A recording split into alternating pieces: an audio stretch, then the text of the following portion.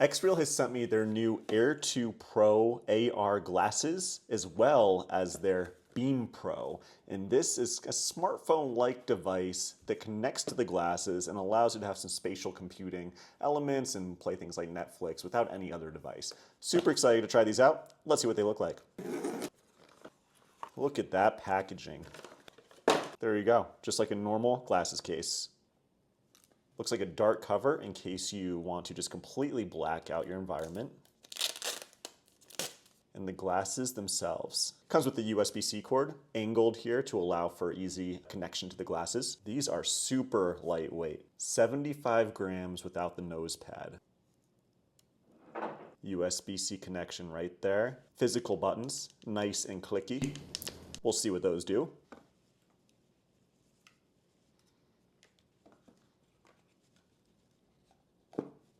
And now on to the Beam Pro.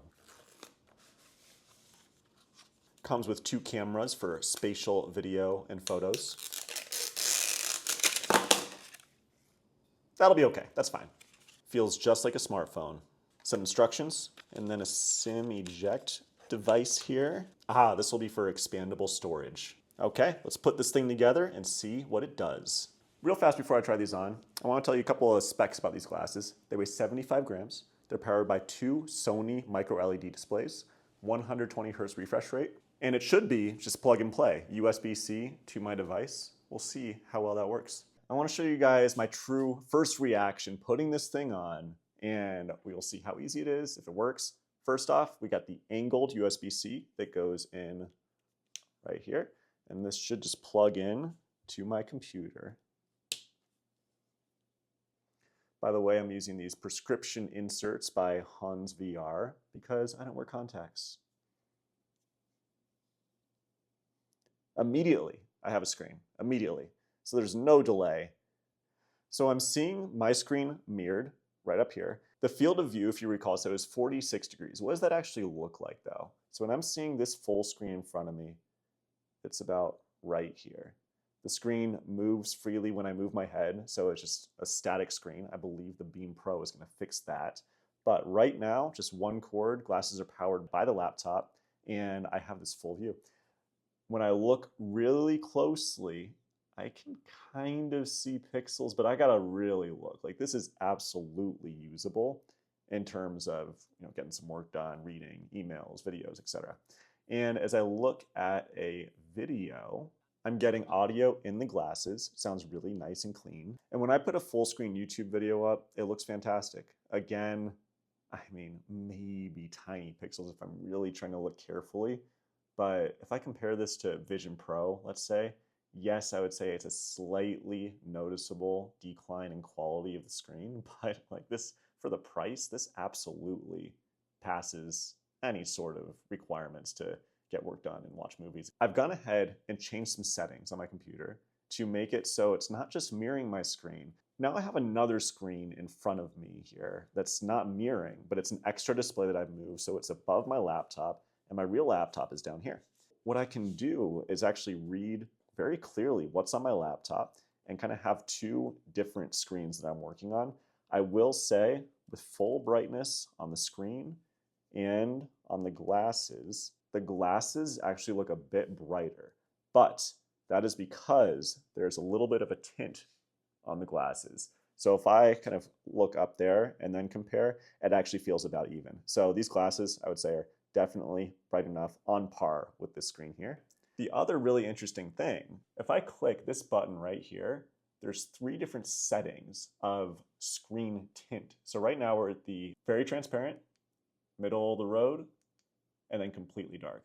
In this completely dark mode, I actually have a light coming at me here. I can still see it pretty clearly, but it's really blocking out a lot of the background here. It just allows me to focus at what's on the virtual screen in front of me. Now, when I do try to look at my laptop now, it's much harder to read. So it depends on what you want to do. If you want to block out and just watch a movie on here, I would use this mode. If I want to kind of use both screens, this actually works pretty well. I'd mentioned that the screen, it just kind of jitters as I move my head. It doesn't feel like it's in place, which is a really cool feature of Vision Pro, Quest 3, etc. That's when you're using 3 or 6 degrees of motion tracking. Now, the Beam Pro, I think, allows us to do that. So let's try that out next. I showed you what it's like connecting this to my computer. You can connect it to your phone just as an external monitor, but there's nothing smart about these glasses until you plug them in to the Beam Pro. This is like a slimmed down Android smartphone, 128 gigs of storage, 6 gigs of RAM, and a 4,300 milliamp hour battery. It lasts a long time, but you can't make phone calls on it. It's not really made for that. It is built specifically to work with these glasses and give them almost a budget Vision Pro experience. I'm gonna plug these in and kind of walk through what it can do. And these glasses are automatically just gonna start up, and I will tell you about what I'm seeing in here. So I'm greeted by the Nebula OS splash screen. That's gonna be what XREAL calls this whole OS for the augmented reality. Now I see kind of that Vision Pro interface. I got a few different icons going on here. And by the way, I can actually screen record from the glasses. So as I'm talking through this, I'll be showing you guys some views of this interface. Now in those screen recordings, you are not going to see the camera view of like what it really looks like in my environment, because there aren't really cameras for that on these glasses. When I see these different icons, different apps, I can use the Beam as almost a controller, and I have a cursor, and it allows me to go and click whatever I want. So I can go ahead and open their media player, for example, and tap.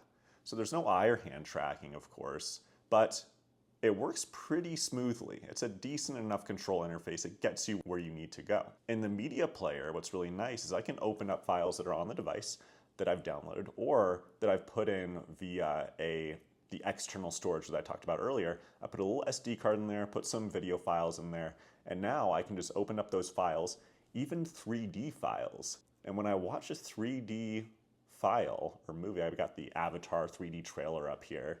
I got the audio in the glasses.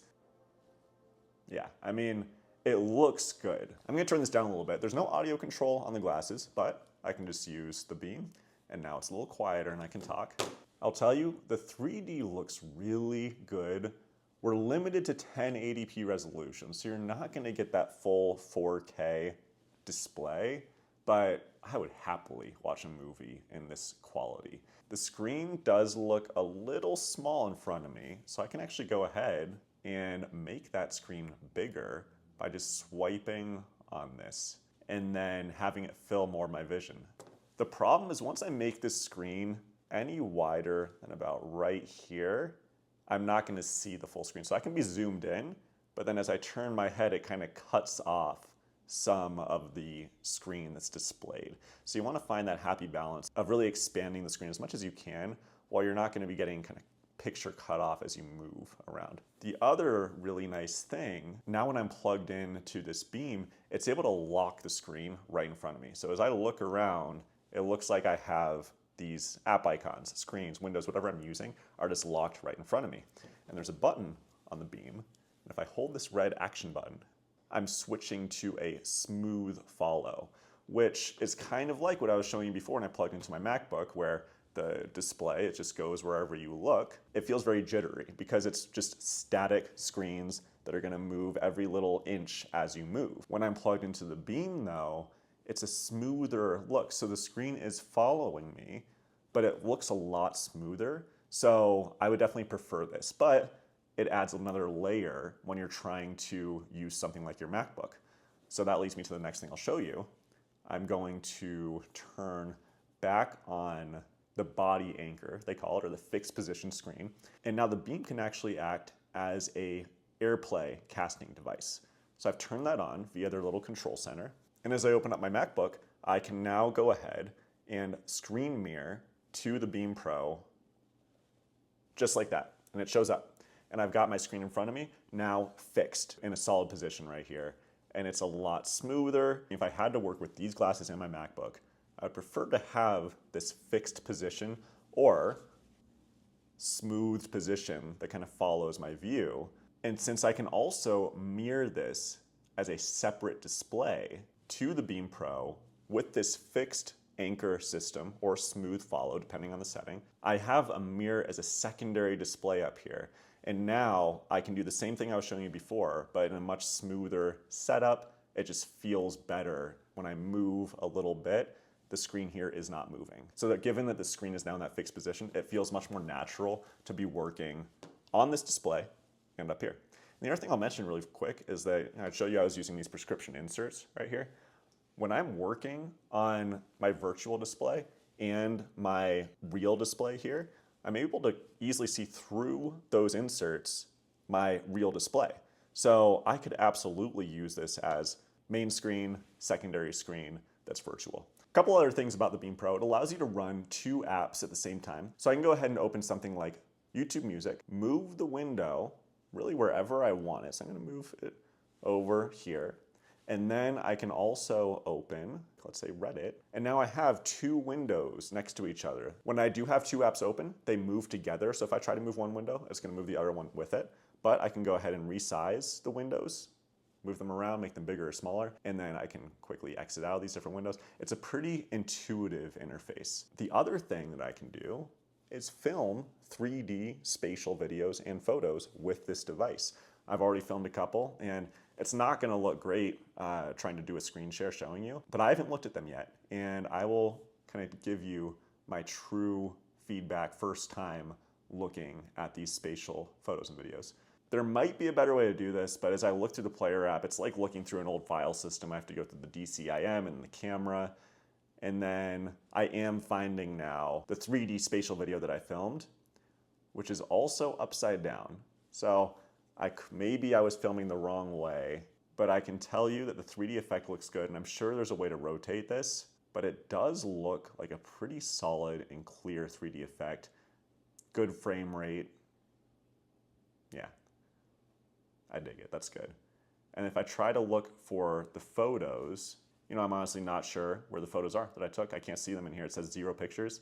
So to watch those spatial videos, I had to go to the Nebula OS Player app, and again, saw a really nice, clean spatial video. To find the photos, I had to go to the Photos app on the Nebula OS. So it's kind of weird to have a couple different apps there to find what you need, but the photos also look super good. So I think I've shown you some of the basics here, some of the key things you might want to do day to day wearing these glasses. And I want to share some final thoughts. Given that the display is 1080p resolution, it is fine. It's very good to watch movies, to have an extra display up on your computer, but it's not gonna give you that amazing wow quality that the Vision Pro does, where you just feel like you're really sitting in a theater. But I mean, look at how light these are. You can wear these all day. It looks a lot less weird to be wearing these out in public. I mean, I would happily wear these at a coffee shop and use my extra display, on a plane, watch a movie. It is absolutely good enough quality where you can enjoy that experience. Now, if you want to use these glasses and really do true work and have extra screen real estate and do all sorts of spreadsheets and documents, that might be a little tough with the limiting resolution. But given that you can AirPlay a secondary display, have it fixed right above your laptop, it does give you some extra real estate to work with. I would just say putting this on and just having a bigger screen, don't expect to now all of a sudden have like 6 different windows open, kind of like what you can do with Vision Pro. And then watching movies on here, again, really good experience, super lightweight. The audio in the glasses is really nice. Obviously, you can just put in your headphones as well if you're in a public place. And then again, that electrochromatic dimming is super neat if you just want to be kind of blocked out. And of course, they've got their full immersive cover right here that allows you to block out everything. But remember, as you put these on, you're still gonna have a lot of light leak out here. I wish they came with something that would completely cover all the light. That would make for a much more immersive experience, especially when watching movies. But overall, at this price point, it is a pretty solid device. It packs a lot in here, especially when paired with the Beam Pro. Just realize that you're not going to get the amazing theater experience or seamless workflow that you might get with a device like Vision Pro that's going to be 5 times more expensive. But you get what you pay for, and this is a fantastic value. Let me know if you have any questions in the comments, or if you have these and have any other thoughts or agree or disagree. I'm curious to hear your opinions. Otherwise, thanks for watching, and I'll see you on the next one.